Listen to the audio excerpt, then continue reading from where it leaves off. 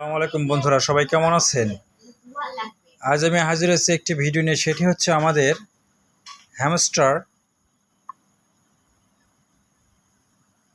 Hamster কব্যাট যেটি apps আছে সেটি অ্যাপস ওপেন হচ্ছে না। তো এই সমস্যাটা অনেকেরই, যার কারণে আজকে আমার এই ভিডিওটি তৈরি করা।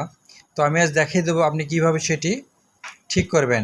তো বন্ধুরা, প্রথমে আমি হ্যামস্টার কব্যাটে ক্লিক করলাম। তারপর এখানে দেখতে পাচ্ছেন প্লে, বা যে কোথাও প্লে আপনি যদি অন করেন সেখানে আপনার এই লেখাটা আছে, ওয়েব নট অ্যাভেলেবেল।